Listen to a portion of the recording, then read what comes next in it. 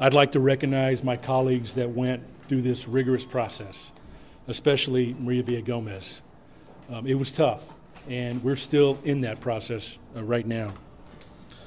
With the support of the organization, I know that San Antonio will continue to be the best managed city in the country. Let me say that again.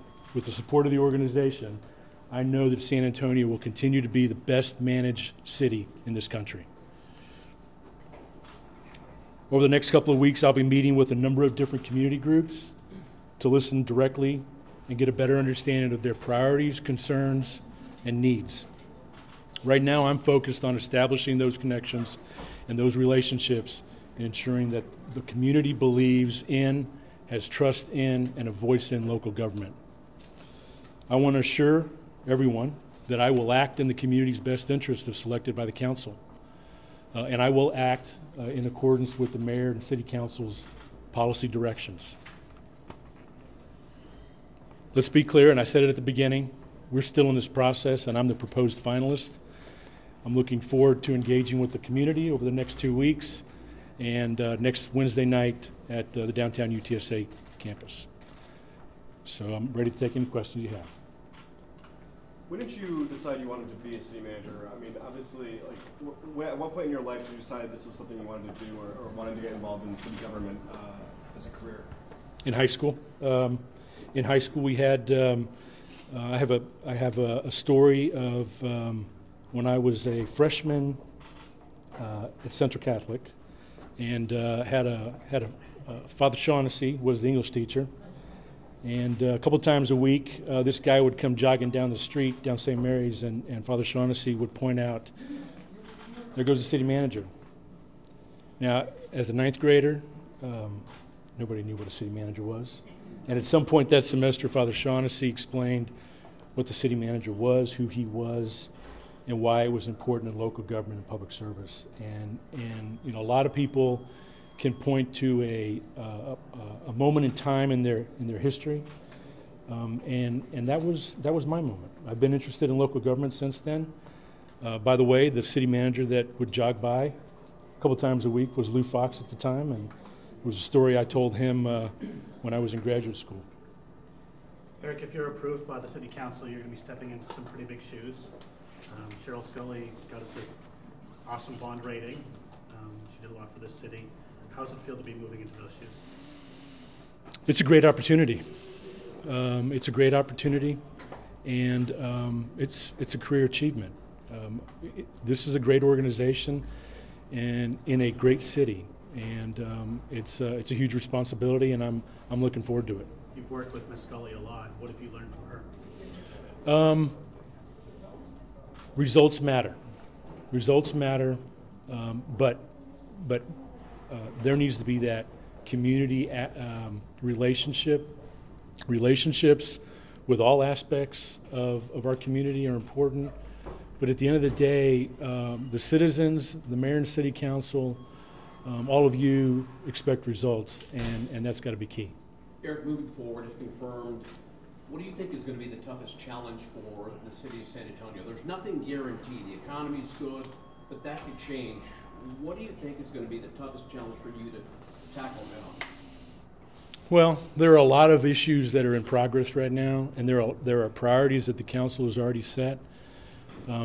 Part of that, the next city manager will need to be able to step in and manage through those projects. Is there one single biggest issue? No, they're all important. And they all have to be managed, and that's why we have a great team, and that's why we rely upon the mayor and city council. Listen, John, everything is a priority, and that's the beauty of this job and of public service, is that you have to keep your eye on all the balls all the time, every day. When you get the job, where will you focus your priorities first? Like, what do you think needs to be done or fixed first, if you could? My first priority is going to make sure that I'm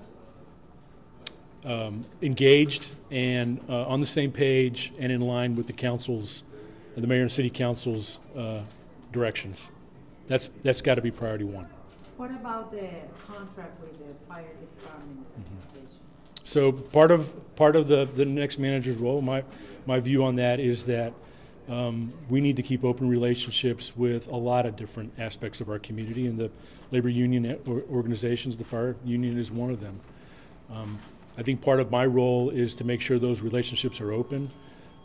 My commitment is to always be accessible to all segments of our community, and I'll always have an open door policy. And there are, at the end of the day, and I think this is a simple concept, at the end of the day, on that item in particular, everybody just wants something that's fair for everybody. Really, it comes down to that simple. Prop B has made it so you'll need a supermajority of the council to approve you. How confident do you feel going into the voting process in 2 weeks? Garrett, I'm focused on the community meetings over the next 2 weeks, and I'm not going to focus on those things that are beyond my control at this point. I know in my mind that over the next 2 weeks I've got a lot of work to do and a lot of connections to make with the community, and I'm going to stay focused on that and not worry about that at this point. Prop B also institutes a salary cap and a cap on your tenure should you be elected to 8 years. Appointed. Appointed, sorry. Thank you very much. Always appreciate fact check. In any case, both pay. Anybody running out of the room saying anything different? Anybody, in any case, your pay and your tenure, if appointed, would be capped. Do either of those factor into your thinking as you approach this job? So, I applied for this job. This is a career achievement to be the city manager in your hometown. That does not happen very often. So, I'm not worried about it. And as far as salary, I think that's way too premature at this point. I'm going to focus on the community engagement. I guess it's 8 years, knowing that as you approach this job, this would be the peak of your city government career here in San Antonio at least, and after 8. I'm excited about the opportunity. Really, I am. 8 years is a long time, and I'm eager to hopefully go through the process and hit the ground running and make some results. 5 of your coworkers also obviously applied for this and were selected as semi-finalists. Can you talk about the dynamic in your workplace after, if you are appointed, in terms of working with those people again? Is there any kind of awkward situation with the fact that you were all competing for one another for this job? No, there's no awkward situation. Actually they're all here right now. We've all been supportive of each other. It was a rigorous process, and each one of us had to prepare. But at the end of the day, I think we're a great team, and I think that's probably with the executive leadership we have in our departments and the dedicated employees we have, that's one of the reasons why we're one of the best managed cities in this country. So Erik, this is a question that I asked you on Tuesday, and now that you're selected, I'd like to hear your thoughts on it. What projects is the city taking on right now that you are proud to be able to continue, to be proud to be able to further along that are already established? So, Joey, there's a lot of projects that are ongoing. The annual budget set aside $25 million more for an affordable housing business plan, and that production is ongoing. We're just into the first quarter of it. That's a huge priority of the council, and with that much money set aside and directed towards it, we're going to need to make sure that we keep that project in production. As I mentioned earlier, it's like you guys are asking me to pick which one of my kids I like the most. They're all important. They really are. And I think that's the balance of the position and the job of the city manager. Last night during your speech, you talked about 4 of your focuses. Could you talk about them again today?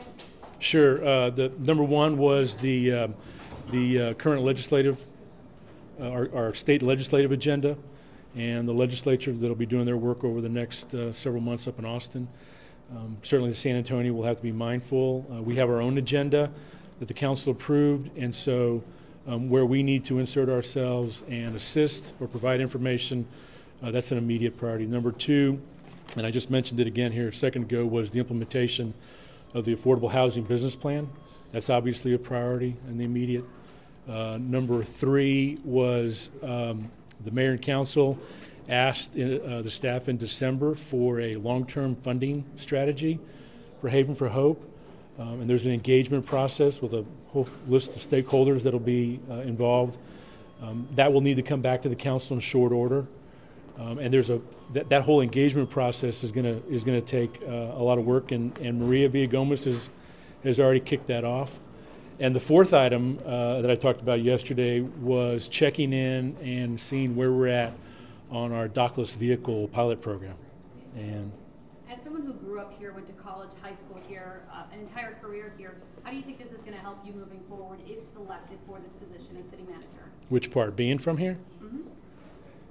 Mm-hmm. You know, I'm from here. I mean, it means a lot to me, and I'm not saying it wouldn't mean a lot to anybody else, but from my perspective, it just means a lot, really. Two more questions? You said Yes, that you were going you are very familiar with the city manager office. You are a deputy from that office. What kind of changes are you planning to have? Immediate changes? No, right now I'm going to focus on the remaining part of this process. That is way too premature. I'll wait until I'm fortunate enough to be appointed by the mayor and council, and then take a look at that and be in a better position. Eric, talking about the legislative agenda, it does seem like the state in the past couple of sessions has, some would say, overreach and try to take away local control in a state that's supposed to pride itself in local control. How do you go down to Austin if you try to get the attention of this legislative body that it's showing that perhaps they want to change the rules you create or Austin creates? Yeah. So, I mean, first of all, I mean, the council has approved our legislative agenda, and it's, you know, it's not for the city to dictate how the state legislature. We need to be ready, prepared to provide information, work with other entities like the Texas Municipal League or other large cities. But there's a whole machine in place that needs to be supported, and we'll need to be mindful of the actions going on up in Austin, so that because if they impact us, we'll need to know early. You can ask something else. Better idea of the type of groups that you'll be meeting with over the next week. Are there any groups that you feel maybe haven't had as much access to the city manager's office that you think should? You know, Iris, you can get that list probably from the mayor's office. I don't have a copy of the list. I've seen it, and it's a very diverse list, and some I have interacted with, and others I haven't. But I don't have the details behind the groups. This is all good when we talk about the plans and the strategies and the things like that. For somebody watching at home that sees all this, for them this is like a foreign language. They don't understand what any of this means. What are the people at home that live here every day? What are the changes that they're going to see on a day-to-day basis if you get this position? The only change they're going to see right now is going to see me at a lot of community meetings engaging with the public. I'm the proposed finalist, and the council has yet to make that decision, and they'll make that decision in 2 weeks.